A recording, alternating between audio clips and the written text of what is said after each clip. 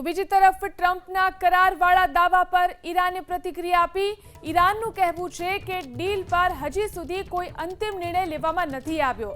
ઈરાનના વિદેશ મંત્રાલયનો દાવો છે કે જ્યારે સંબંધિત અધિકારીઓ કરારના ડ્રાફ્ટની શરતો ઉપર કોઈ નિષ્કર્ષ પર પહોંચશે ત્યારે ઈરાન સરકાર તેની સત્તાવાર જાહેરાત કરશે। ઈરાનનો દાવો છે કે પોતાની મુખ્ય શરતો પર તે અડગ છે। ઈરાનના વિદેશ મંત્રાલયના પ્રવક્તા ઇસ્માઇલ અબાગઈએ દાવો કર્યો કે કતર અને પાકિસ્તાન મધ્યસ્થીના પ્રયાસોમાં સક્રિયપણે સામેલ છે, પરંતુ અમેરિકાના તાજેતરના પગલાંએ રાજદ્વારી પ્રક્રિયાને પ્રભાવિત કરી છે। ઈરાન સંબંધિત કરારના ડ્રાફ્ટના મોટાભાગના ભાગો ઉપર સંમત થઈ ગયું હતું, પરંતુ દાવો કર્યો કે અમેરિકાએ વારંવાર પોતાનું વલણ બદલ્યું છે। ત્યારે ઈરાન સરકાર તેની સત્તાવાર જાહેરાત કરશે। ઈરાનનો દાવો છે કે પોતાની મુખ્ય શરતો પર તે અડગ છે।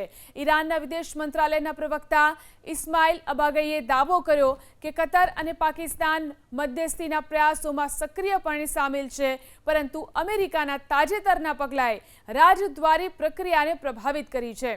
ઈરાન સંબંધિત કરારના ડ્રાફ્ટના મોટાભાગના ભાગો ઉપર સંમત થઈ ગયું હતું, પરંતુ દાવો કર્યો કે અમેરિકાએ વારંવાર પોતાનું વલણ બદલ્યું છે।